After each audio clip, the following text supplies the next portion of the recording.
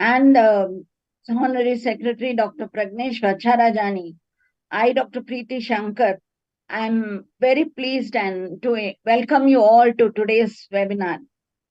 This is a special webinar because we have got Dr. Tushar Shah back with us again after a long gap. And now he's rightly come back with us during the monsoons. And the topic he is going to deal is monsoons, fevers, and revising about that, and also practical tips. We all know that he is a great teacher, a good academician, and he is the director of the Advanced Multi-Speciality Hospital in Mumbai. He needs no introduction. We have heard him many, many times before. And with this brief introduction, I welcome you all once again, and over to Dr. Tushar Shah for enlightening us. Thank you so much, Dr. Preeti. Dr. Sanjay Shah is with us. I'm grateful for the invitation. Today's topic, as you know, is the fevers that we see in the monsoon seasons. We all are now inundated in our OPDs with a lot of variety of viral fevers, gastroenteritis, malaria, etc. So may I have the first slide, please?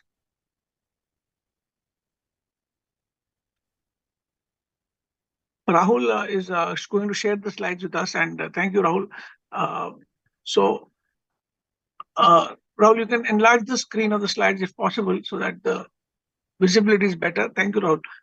So, बरसात की बीमारियां, monsoon maladies is the topic of the day. बहुत सारी बीमारियां हैं, and we are all currently sometimes diagnostically challenged. Our clinical acumen has always been has to be at its best when we deal with these maladies, because some of these maladies, इनमें से काफी सारी बीमारियां ऐसी हैं जो which can kill, and young people are dying of some of these diseases. So for the patient, we have become very important. Our clinical judgment has become very important. This topic has been covered so many times in the past by me and others that I thought we'll take a different angle in teaching this topic.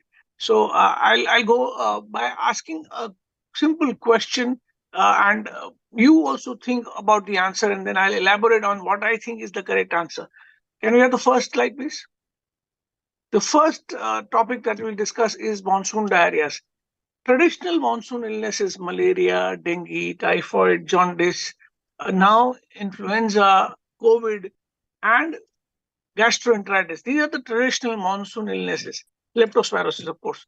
One of the most common that I'm seeing currently in my clinic, which is in suburban Mumbai, is diarrhea. Diarrhea and sometimes vomiting with diarrhea. That is gastroenteritis related to monsoon fevers.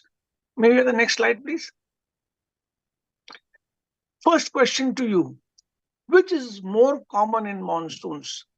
Sewage contamination related diarrhea or soil contaminated raw food related diarrhea? Meaning if you have a vegetable vendor, he's selling vegetables and the soil contamination is there, that can give us organisms, or sewage contamination of our water supply, which is used by us for our day-to-day activities, cooking, drinking, etc. What do you think causes more diarrhea? Dr. Preeti, any opinion? So in monsoons, sewage contamination is more than soil contamination. Completely agreed. So sewage contamination is the major reason for diarrhea, and this therefore makes certain organisms more common than the others, and therefore we have to target our treatment according to what we think might be the contamination given by the sewage contamination. Sewage contains stool, feces, feces of animals, feces of humans, and these feces contain the traditional GI organisms, which can be Salmonella, Shigella, E. coli, amongst the bacteria, viruses like enterovirus, rotavirus, amoebae. So we have to decide which one to treat. Maybe the next slide, please. So now, of these that we see through sewage contamination, what do you think might be more common, amoebic, bacterial, or viral? There are many answers. Different people will give you different answers to this. Dr. Preeti, in Bangalore, where you are situated, what do you think is more common? You are mute. Viral diarrhea, complicated by bacterial later. Amoebic is not so common. Correct. Dr. Sanjay, you are based in Yes, Gujarat. yes. Viral is more common, and the second is bacterial, and last one is amoebic. Correct. So this is what I hear from people who I interview. I mean, I spoke to today morning also. I spoke to a few gastroenterologists. I spoke to a few microbiologists who do, of course, the PCR of stool, the GI panel on stool examination. Now, what they think is this: as both of them said, amoebic is the least likely, and therefore the lesson to learn is that we should not target amoeba by giving tinazoles or imidazoles or combinations which contain imidazoles. Between viral and bacterial, pediatricians tell us that they target viral more than bacterial. They don't give bacterial treatment unless there are red flags for bacterial infection. For example, if the patient has high fever, very severe colic, blood in stool, and high WBC count, that is when they will give bacterial antibiotics.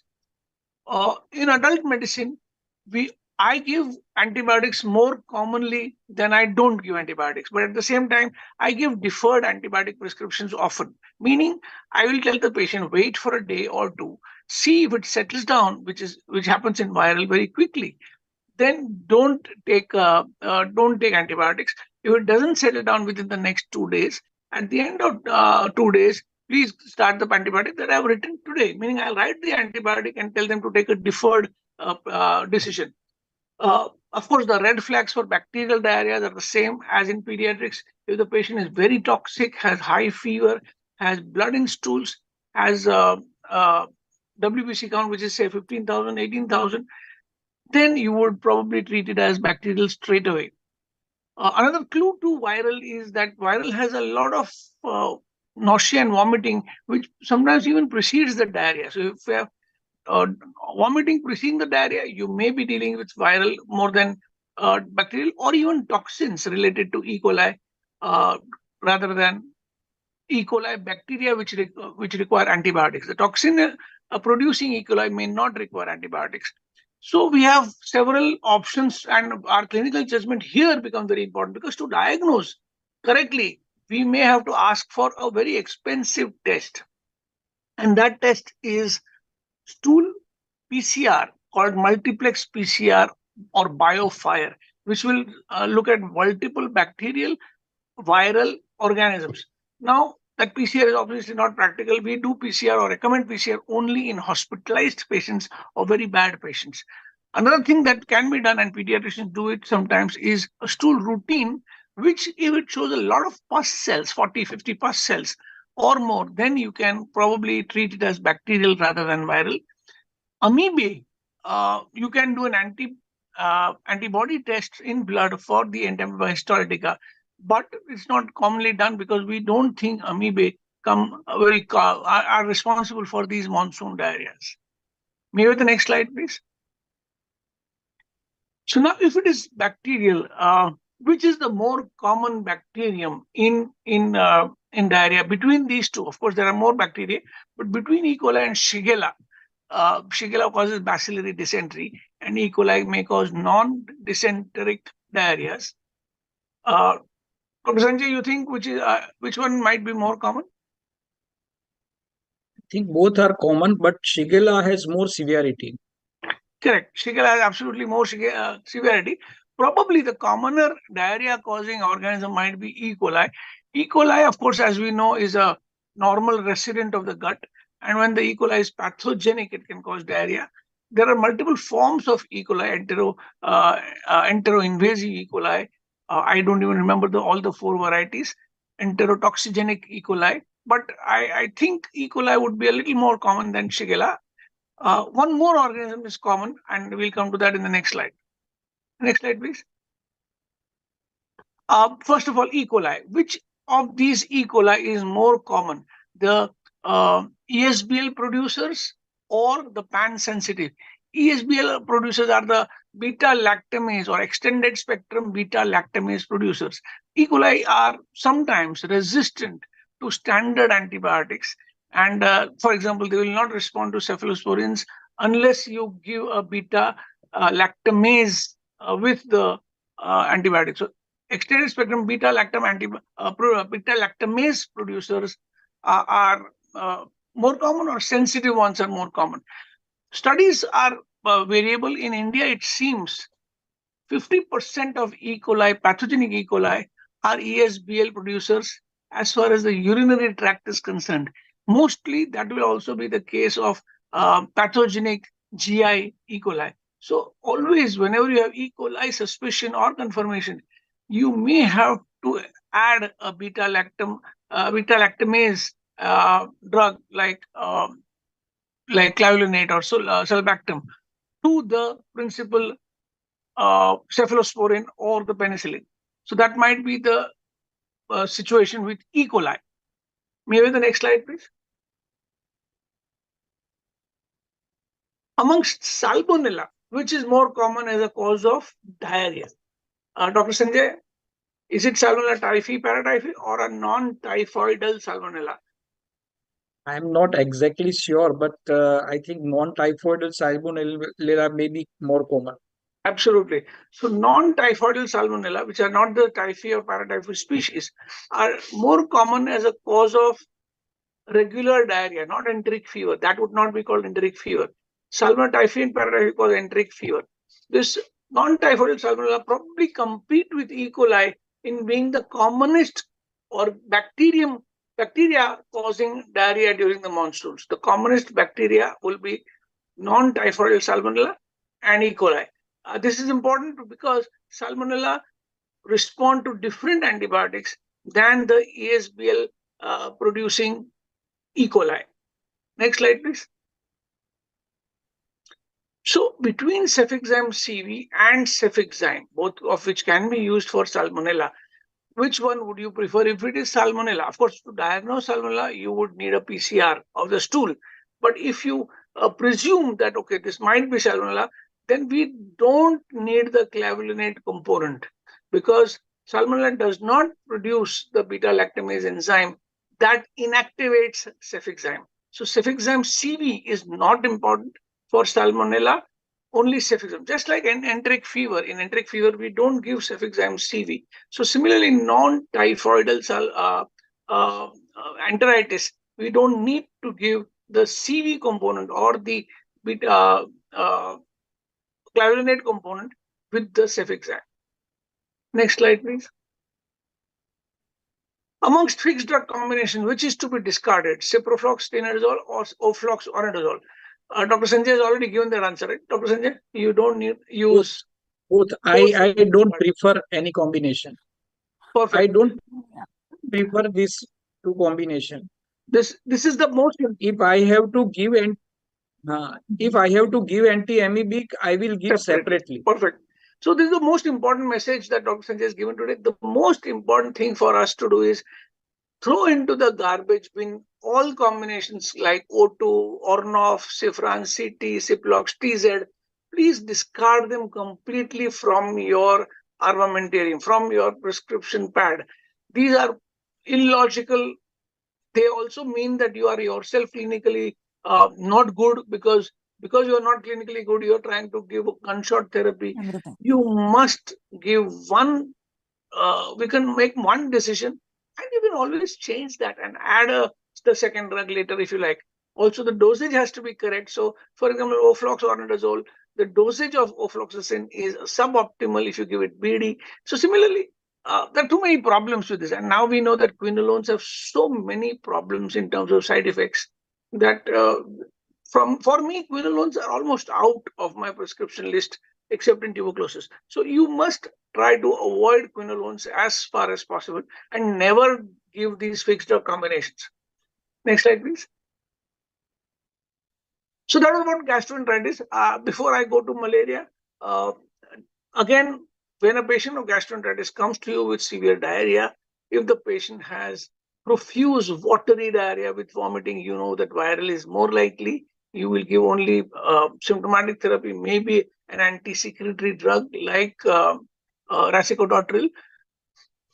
If the patient seems to have red flags in the form of severe pain, fever, high WBC count, you will give an antibiotic. In the outpatient, in antibiotics, you will probably choose between cefixime, doxycycline. Don't use rifaximin, which is a weak bacteriostatic drug, but use doxycycline or use cefixime. Some people do use quinolones for salmonella, which I would say it is better to use azithromycin if you have to use an antibiotic to cover salmonella. So you have these choices: doxycycline, azithromycin, cefixime. And if you think it is E. coli, then cefixime CV might be the drug that you want to use. Let's go to malaria. Malaria, for better or for worse. Why have you chosen this title? Because there are some things that are better in malaria, some things that are worse in malaria, and hence the first question. Slide, please. Dr. Preeti, which is better, empiric diagnosis and treatment, or investigations and confirming diagnosis and then treatment in malaria? What would you like to do? So investigation, usually the smear for MP comes negative. It is Correct. not very easy to find. So empirically, depending on the pattern of the fever and the endemic area they have traveled from, we can diagnose and start the treatment. Correct. So clinical diagnosis is important because not every time will you get availability of a good lab or affordability of the patient to do the rapid antigen test. So rapid malarial test, sorry. So you would probably in some cases treat malaria empirically. Now, a few years back when dengue was not so prevalent, I would say before 2009 or so, every fever patient without cough, cold in during the monsoon season, I would give chloroquine empirically without even doing the blood test or without waiting for the blood test. But since dengue became more and more common, and currently, as most of us are seeing, dengue is commoner than malaria. Even chikungunya is commoner than malaria. So now that this has happened, to give empirical ACT or chloroquine seems to be a little difficult unless you are clinically a very you have a very strong opinion that this is malaria. For example, if the patient comes with alternate day fever and take the very typical presentation, or the patient comes with a classic paroxysm, which is uncommon, where they get rigor followed by fever, followed by profuse sweating, unless or fever with only headache and no body ache at all. So if there are some situations where you are fairly certain, you may just give empiric. But in vivax malaria, which is a commoner form, you will also need to think about giving primaquine. And if you do not have a diagnosis on a report card of vivax malaria, giving empiric primaquine seems to be incorrect. So in the past, I would have a lot of times given empiric treatment. Currently, because there are too many diagnostic possibilities, I try to prove malaria by doing a test. Next slide, please. Doctor has already given the answer. Peripheral smear or rapid malarial antigen balance. As she said, Dr. Preeti said, peripheral smear often does not pick up. But if done by a correct pathology, correct person, then thick and thin smear will probably be better than a rapid malarial antigen. Dr. Sanjay, what is your experience of this test, these two tests? I think peripheral smear for MP is better, but many a times rapid malarial antigen gives quick result and it will help to start anti-malarial directly. It is in our hand like that. The advantage of peripheral smear, of course, is that you can also get the parasite load on the peripheral smear Yes, rather than just a positive or negative test. So that has the advantage. yes, But as I often say, during a busy season where the pathologist also becomes very busy, sometimes the pathologist may not get the 10 minutes that is minimum required to study slides of one patient. 10 minutes per patient is usually the optimum time required. And I think this is one area, I do think, one area where artificial intelligence related diagnosis might become possible, just like artificial intelligence uses its technical prowess to diagnose cancer cells in a biopsy tissue or to diagnose infarcts in an MRI plate. I think this artificial intelligence might come into this area where malarial parasites can be detected much better on a peripheral smear by an AI microscope. Next slide, please. Dr. Sanjay, what do you think? If you have a patient of proven Vivax, what will you go first? ACT Okay. or chloroquine? For Vivex, chloroquine is sufficient, Correct. So except chloroquine is having severe grade like Vivex malaria with very viral load, viral means parasitic load is very high. Then we can choose ACT. considered. So severe Vivax malaria, you will probably choose ACT where the patient is very toxic or has to be hospitalized, and then you will probably give ACT. But a routine day to day, you may get away with giving chloroquine. We still don't have figures of chloroquine resistance in India in the case of Vivax. We all know that falciparum is always resistant to chloroquine, but about Vivax, our data is insufficient. There is of course chloroquine resistant Vivax, very prevalent. There is actually now ACT resistant Vivax in some areas in the northeastern India and East Asian countries, but chloroquine might be the better drug. However, I will confess that I use ACT first, just so that the patient gets better faster. Uh, the problem with giving ACT is that, of course, you are causing resistance if you give it empirically. So I never give ACT empirically. I will give ACT if the Vivax smear or rapid antigen test is positive. But this is a personal choice. Many infectious disease specialists here have graduated from chloroquine to ACT as the first choice drug. WHO now recommends that ACT can be used as a first choice drug. But to save ACT from becoming, resisting to becoming useless, chloroquine might be one option in a routine day-to-day malaria, Vivax, mild cases. Next slide, please. Which is worse, Dr. Sanjay? Falciparum malaria in a non-pregnant person or Vivax malaria in a pregnant person? Which is worse in prognosis? Falciparum malaria. Falciparum in a non-pregnant person. In Falciparum malaria. It also depends on this parasitic load also, but many a times falciparum has more severity than Vivex. But for pregnant person, Vivex can also cause severe problems. Correct. So I think Vivax malaria in pregnancy can cause intrauterine growth retardation, sometimes intrauterine fetal death, sometimes premature labor. So there are many problems in pregnancy with Vivax malaria. And in the non-pregnant person, one important thing that I wanted to say is if there is a falciparum patient, non-pregnant, and comes to your OPD, the patient seems to be fairly stable. One thing that you must understand, know is that a falciparum can turn bad at any moment.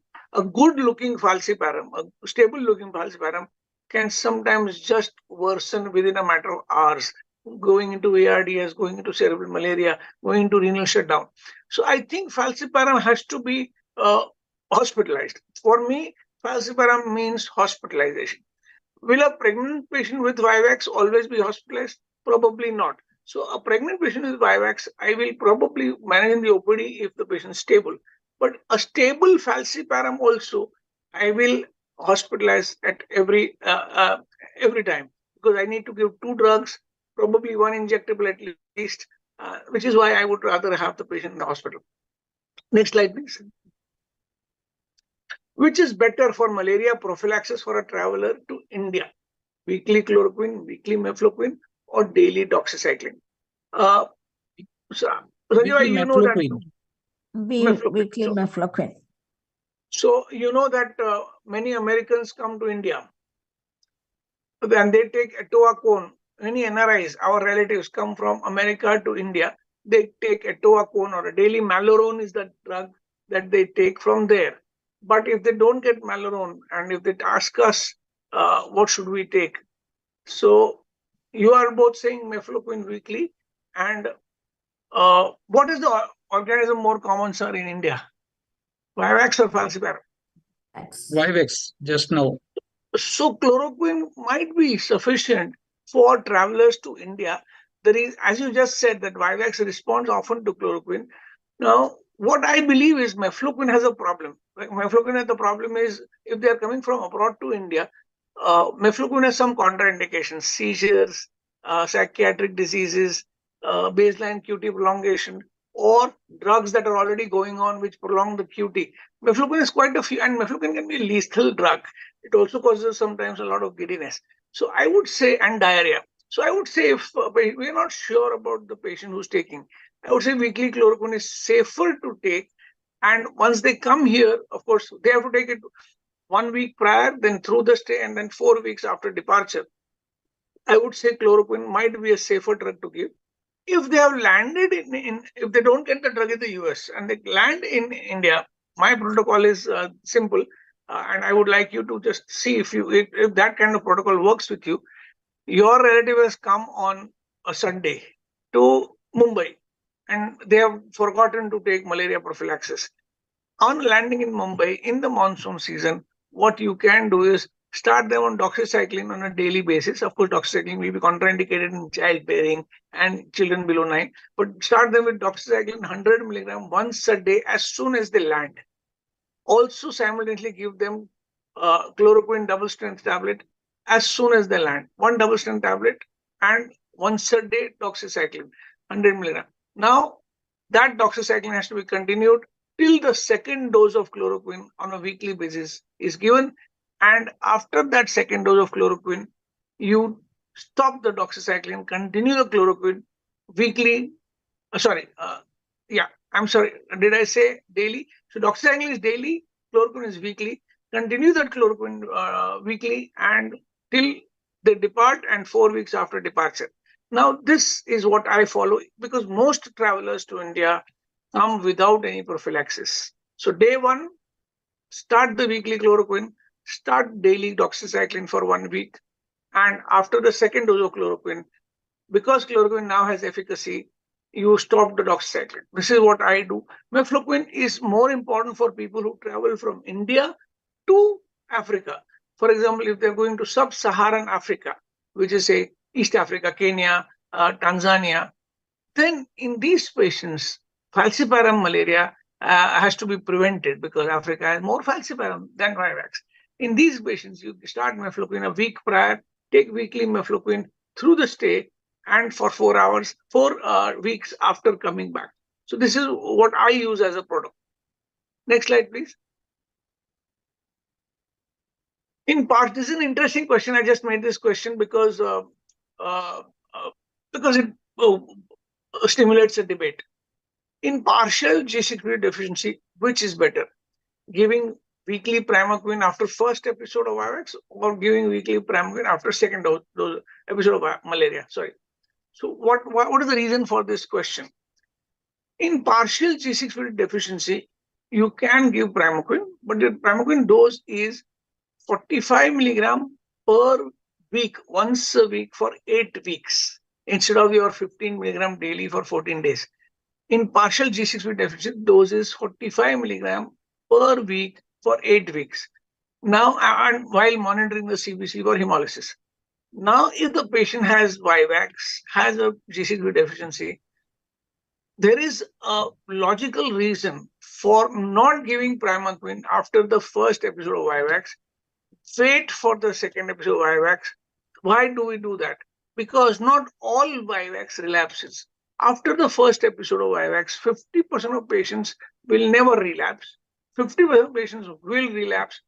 If they relapse, then you give again their ACT or chloroquine for the relapse and follow it up with primaquine. Is one way of thinking about it. But this, of course, this is a very debatable area. Dr. Preeti, did you think my argument was valid, or there is something Yes, that sir, we can it do? is valid. We've not come across more frequently. Your argument is Actually, valid, but we have not come across this Very often. frequently. Right. G6PD deficiency is not uncommon, it's not rare. And of course, I would insist that everybody should get a G6PD level done before starting primaquine, even females. Though we say that it is an X-linked recessive disease, G6PD deficiency does occur in women too. Next slide, please. Let's go to dengue. And dengue again, for better or for worse is the question. Next slide, please. Which is better for dengue? This is just a small funny question. Which is better for dengue prevention, mosquito nets or mosquito repellents on skin? And since dengue is a daytime mosquito, from dawn to dusk mosquito, the nets are not important as much as mosquito repellents on the skin. Most Repellents. important, of course, is protecting yourself with clothing. In this season where dengue is so common, I request everybody to wear as long clothes as possible, long sleeves of shirts, maybe long trousers. Don't wear skirts or don't wear half pants, etc. is what I would strongly suggest, is whether at home or outside home, because mosquitoes of dengue, and the problem with dengue mosquitoes is that they are Aedes aegypti or Aedes albopictus, and Aedes aegypti also carries your chikungunya, and it's amazing how common chikungunya is becoming. So we'll come to that soon. Next slide, please. Which is worse? Dr. Preeti, this is a question that is interesting to me. Missing the Yeah. diagnosis of dengue or missing the diagnosis of malaria on day 3 of fever? It's day 3 and you've Missing the missed the diagnosis. missing the diagnosis of dengue is worse. And why would you say that? Because by day 3 of fever, the fever would have come down and the platelets start dropping. So if you miss the diagnosis, we will not be aware of the complications and the platelets dropping. Correct. My So take on there is that problem of missing the diagnosis of dengue on day 3. For me, malaria is probably more important because malaria can cause complications like dengue, including low platelet count and severe anemia, etc. And malaria is a treatable problem, whereas dengue is usually a watchful waiting disease. So I would say might be more troublesome to miss malaria, even more troublesome to miss leptospirosis than malaria also. So yeah, this is just an interesting take on what should you be completely aware of and why you should strive to get a diagnosis even on day 3 of fever. Next slide, please. Which is better for pain relief in dengue? Now, this is, of course, a question which has multiple answers. So I'll try to give them. Is paracetamol better or are paracetamol. non-steroidal anti-inflammatory? Sorry, Paracetamol. Paracetamol. paracetamol. But All, but Dr. Sanjay? yeah, but initial 2 3 days, if you give NSAIDs, it will give better result than paracetamol because initially patient has too much of myalgia, which is not relieved by paracetamol alone. So Correct. for that initial Totally. myalgia pain, we can give NSAID for 2 3 days. It will not harm. Yeah, what Dr. Sanjay is saying is that the bone breaking fever, as it is called, is so severe that the patient is desperate for pain medicines. And in the first 3 or 4 days, when the capillary leak is not going to occur and you may not cause much damage, NSAIDs might be a better choice, or you can choose combination of NSAIDs with paracetamol in the first 3 or 4 days. I do believe that NSAIDs play an important role, and unless the patient is vomiting a lot, uh, it may be used in the first 2 or 3 days. My personal choice of these are young patients often, and my personal choice of NSAIDs, it depends on their tolerance to naproxen or ibuprofen, etc. I use ibuprofen most commonly rather than using naproxen or indomethacin or Overan.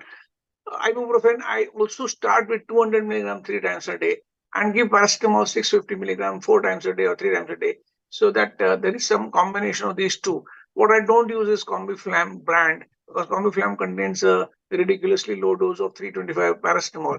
If you don't want to use Combiflam, then give Combiflam with paracetamol 625 milligram to make it a proper 1,000 rounded dose of paracetamol per dose.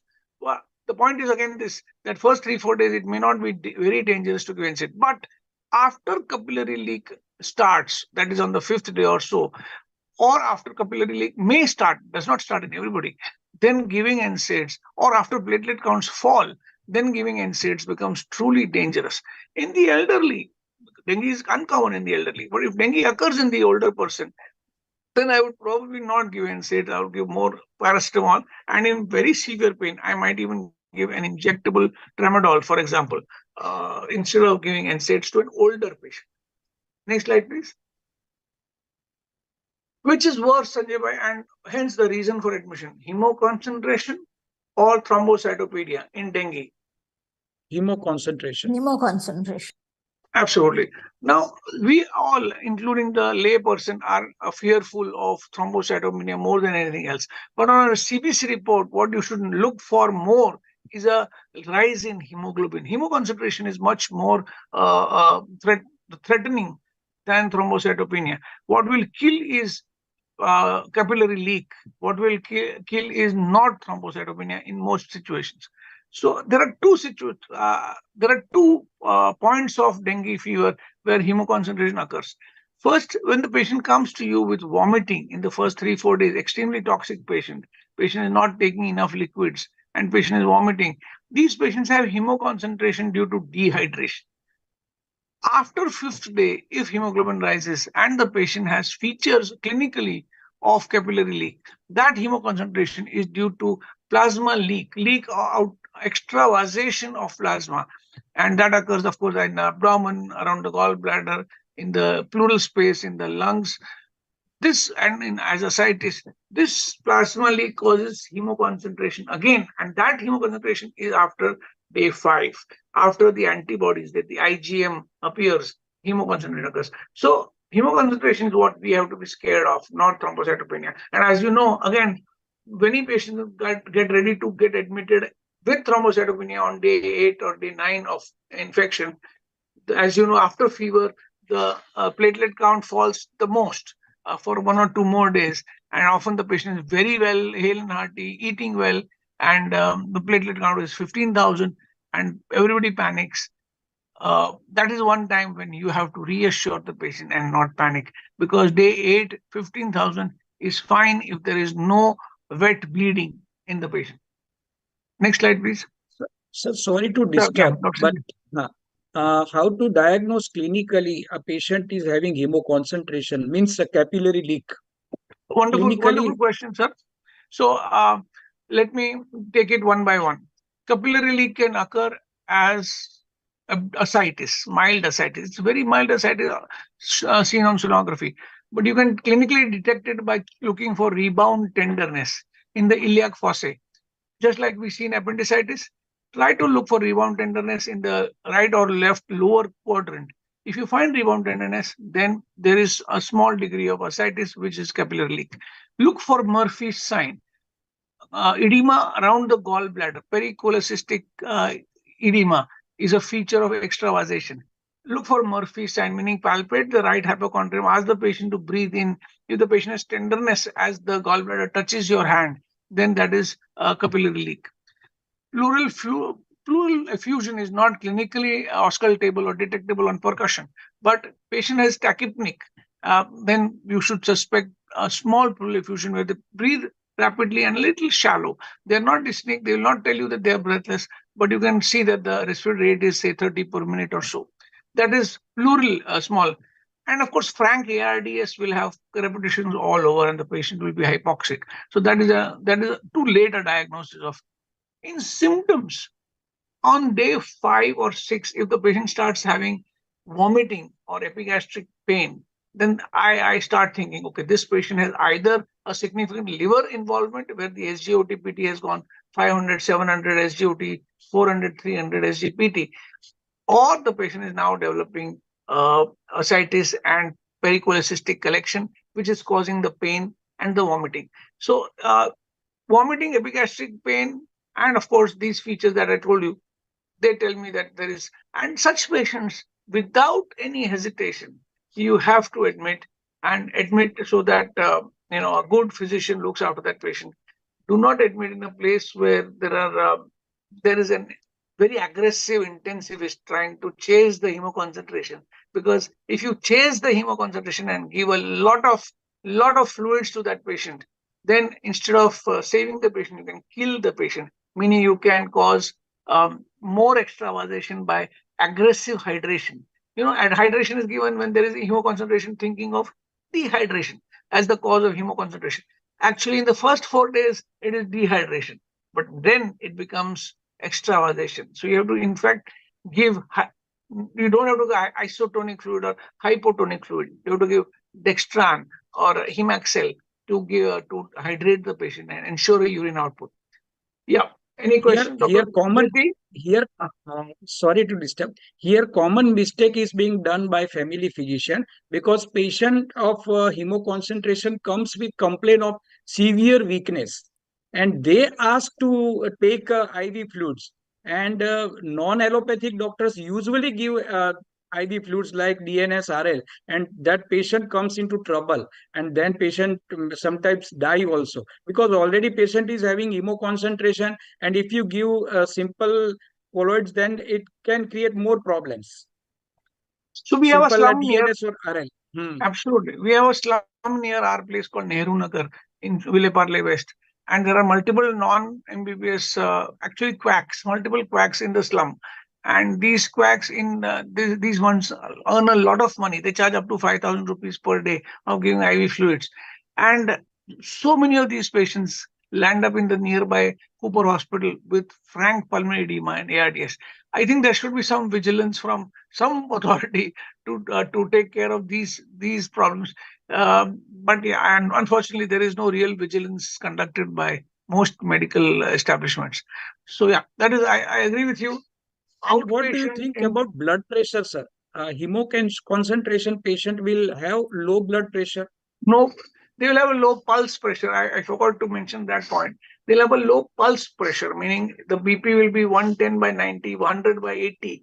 The difference between the systolic and the diastolic will be reduced, and that is another feature of hemoconcentration due to capillary leak. Thank you so much.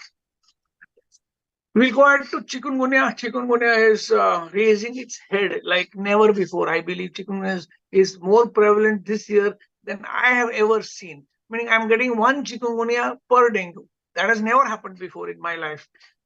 Equal prevalence. Chikungunya, of course, is the same mosquito, and yeah, as they say, एक मच्छर आदमी को लंगड़ा बना सकता है. That is what chikungunya does. Next slide, please. Rahul, next slide, please. I think our discussion made Rahul go to sleep. No, thank you, Rahul. Which is worse to get from malaria, mosquito bite? First, Dr. Preeti and Dr. Sanjay, both, I would like this to be answered by both of you. If you had to get one of these three diseases, if some machar had to give you trouble, which one of these would you get? Would you prefer to get? Vivax, dengue, or chikungunya? Vivax. You prefer Vivax, okay? Yeah, so dengue is very worst. Dengue is worst. yeah. Dengue can kill, Vivax doesn't kill, chikungunya doesn't kill. So in that sense, dengue is probably the worst of these. However, if I were given a choice, I don't know, I might choose Vivax and not choose chikungunya at all. I would say chikungunya would, because the chikungunya does not kill, but it maims. It maims you to such a degree that you become inactive for sometimes weeks, sometimes months, and it is terrible. Dengue, you know that you'll probably survive. The mortality is low, and yeah.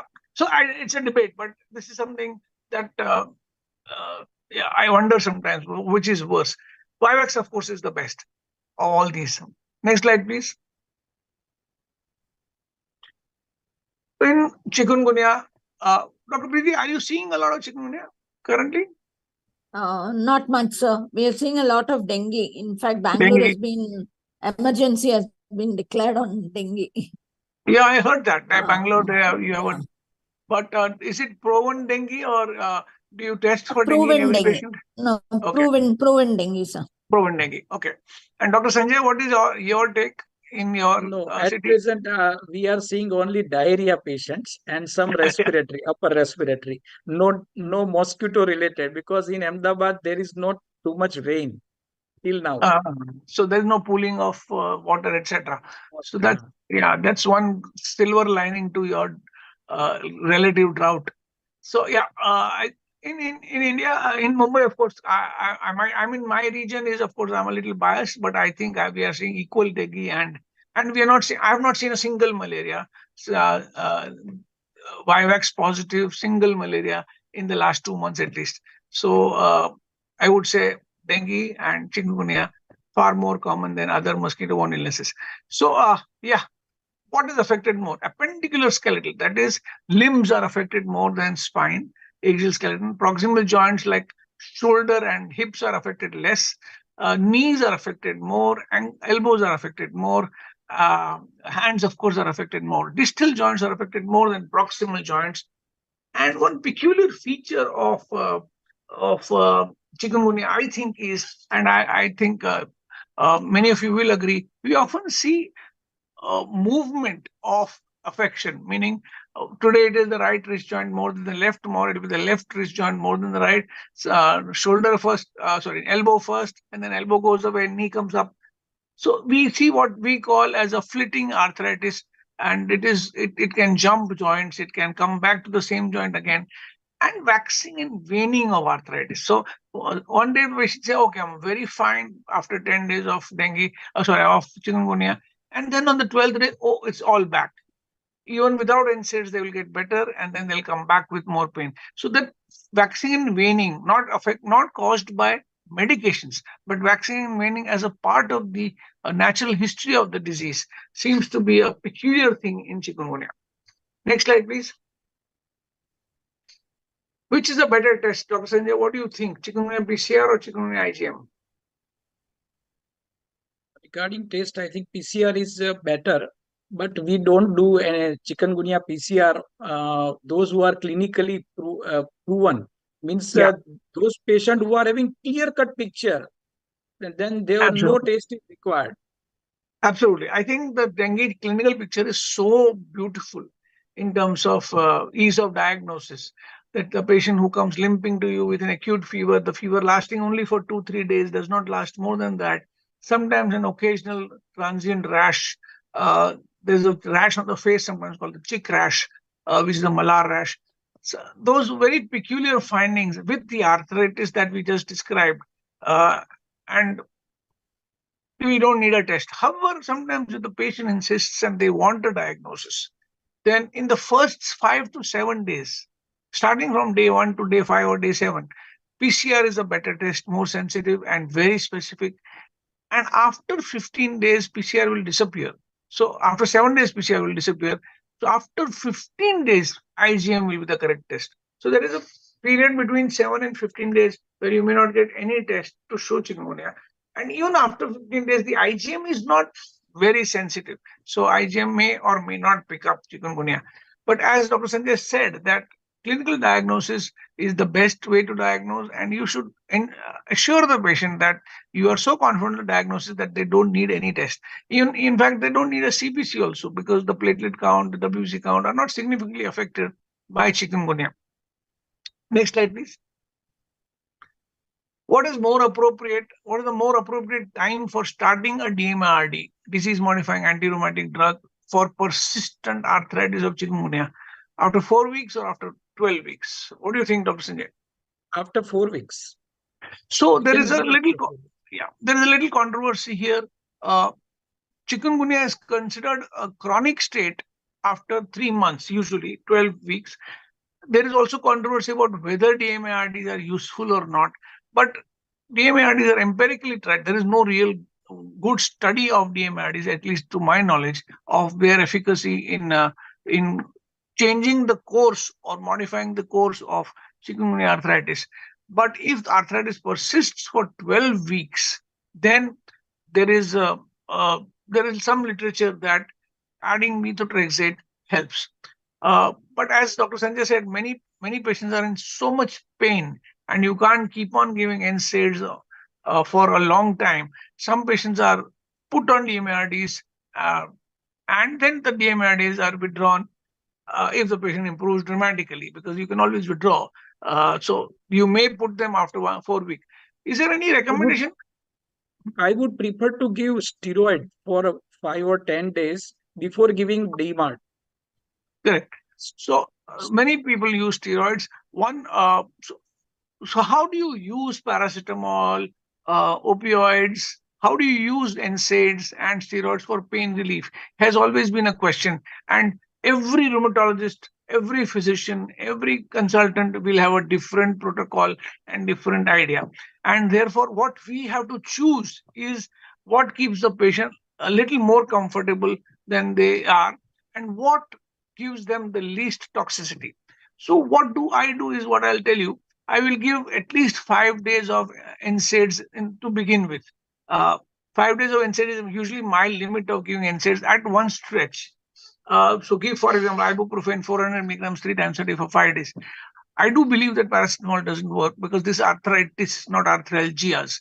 And you give 5 days of this, and then you tell the patient, okay, now I would like you to tolerate the pain as much as you can and use an NSAID on a SOS basis. Many patients are young, non-hypertensive, no ischemic heart disease, in which case you can tell them, okay, you can choose when to take the NSAID. And sometimes the patient say 200 milligrams of ibuprofen helps me pass a day for 12 hours or so. So let them decide for a few days. Then after that, again, ask them to stop the NSAID, give an opioid. For example, I prefer giving tapentadol and give a few days of tapentadol. And steroids are something that I don't give because some studies, and there are studies which say that mortality in chikungunya, which is not there. Mortality in chikungunya is caused principally by steroids. So if you give steroids, you make them more prone to secondary infection, etc. So steroids, if you do give, as he said, 5 days or 10 days, you may give, like we give in rheumatoid arthritis, right? We give steroids there. You give short periods of steroid if you like, and then after 12 weeks, wait for 12 weeks, 70% of patients completely resolve in 12 weeks. Only about 30% will continue, and up to 15% will go beyond 1 year with arthritis. So, if you have that kind of, I hope my statistics are correct from my memory. If beyond 3 months, then you probably will be justified in starting at DMARD. Methotrexate is used, chloroquine HCQ is not, sulfasalazine is not used. So use methotrexate in the standard RA doses, and yeah, hope for the best because there is no real evidence that they modify the disease. Next slide, please. Oh, okay. Thank you so much for the patient hearing. We are nearing 5 o'clock. Sir, if there are any questions on the YouTube channel.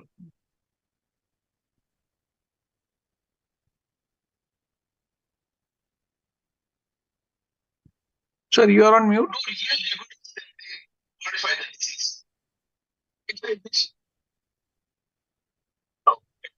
Thank you so much for the patient hearing. We are nearing 5 o'clock. Sir, if there are any questions on the YouTube channel. So I can see some questions, Dr. Sanjay. If you permit me, I'll answer those. Sir, you are on mute. Yeah. Does chikungunya recur? Can chikungunya recur? Good question. I don't think chikungunya can recur. I will have to read. I'll tell you why I think it cannot recur. Chikungunya, like, sorry, I'll just mute my YouTube. Yeah. Can dengue recur? First, let us go to that question. Can dengue recur? As we know, dengue can recur because there are 4 subtypes. It can recur 4 times in your lifetime. So each dengue subtype gives you lifelong immunity. Therefore, I believe that chikungunya will give you lifelong immunity. That is also possibly the basis of the chikungunya vaccine that has been approved last year in the US. And probably that vaccine will give lifelong immunity, single dose. It's not like an influenza vaccine, which you will have to give recurrently. But again, I'm not 100% sure. Can chikungunya recur? I don't think so. But if somebody has a better answer, please give that. Another question is how to clinically diagnose H1N1. I did not take H1N1 as a monsoon illness, though it is absolutely a monsoon illness for us because of the shortage of time. I believe that both H1N1 or H3N2 or any influenza and COVID, both of them will become monsoon illnesses in our country. So we have seen COVID, it's not gone. We see sporadic cases of COVID and we see a lot of cases of H1N1. How do you clinically diagnose H1N1 is 4 locations of symptoms. Nasal symptoms, nasal discharge, sneezing, blocked nose, throat symptoms, throat pain, cough, fever, very high grade fever often, body ache and malaise. So these are the symptoms of upper respiratory tract H1N1 and H1N1 or any other influenza. And how do you differentiate it from COVID is the important thing. It is difficult. It is you can. I have been wrong too many times. I'll think influenza, it turns out to be COVID. I'll think COVID, it turns out to be influenza. But since both are there, we need to know which, because we know, okay, we will give oseltamivir not in COVID but only influenza. So what I do is I do a rapid antigen test for COVID, a home test for COVID, either in a lab or at the home. And if that is negative, then I will give oseltamivir if I think the patient deserves oseltamivir. COVID has a little more sore throat, more throat pain. I think COVID has a little more throat symptoms, and of course, COVID has anosmia and ageusia, loss of taste, loss of smell, which are very classic of COVID and not seen in influenza. So there are some features of COVID which are very distinct, but I think still influenza and COVID can be mistaken for each other. Yes, sir. One another question is how to diagnose secondary dengue. Means dengue occur for second time, which is more lethal. Yeah. So one thing I think this is important because a second episode dengue is more serious in young people, less than 15 years of age.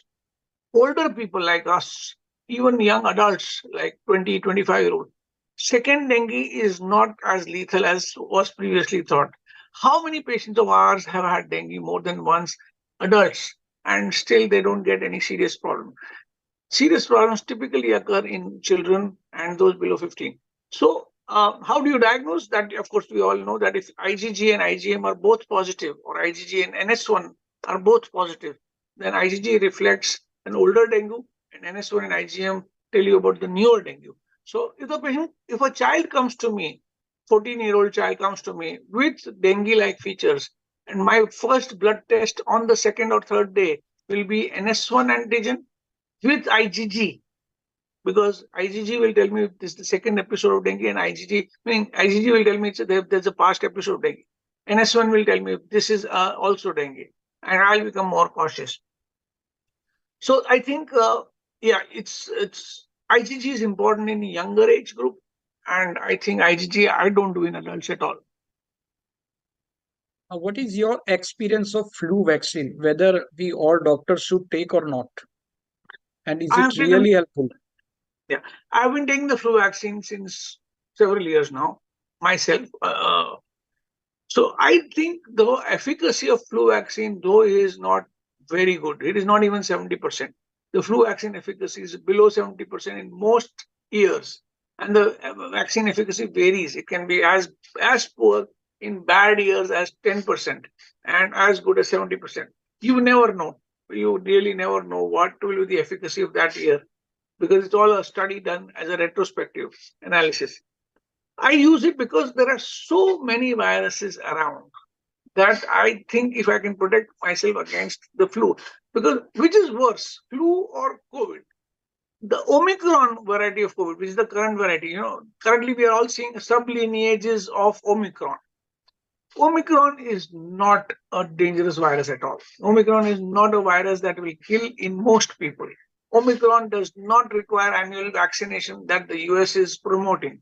Omicron requires just symptomatic treatment and maybe some isolation from the very old people. Influenza, on the other hand, can have more lethal or more serious complications in many people, those who are older, those who are very young, below the age of 5, those who have comorbidities, etc. So I think influenza is something that I would like to protect myself against. And when I protect myself, I know that I'm also protecting my patients and my family. So healthcare workers, I think, have a responsibility to take influenza vaccine. Having said that, I know that many doctors refuse to take it, and it's a personal choice. Thank you very much, sir. As there are certain questions, but I think they are already covered by in your talk. Right, sir. So I am really thankful to you, and you have revised the whole common monsoon fevers and it will be definitely helpful in our practice, sir. Thank you very Thank you much, so sir. much, sir. Thank you, Sanjay. Thank you, Dr. Preeti. Thank you Thank very you. much. Thank you very much, sir. Sorry, I Bye. had a patient in between. Not at all. Uh, Not at all.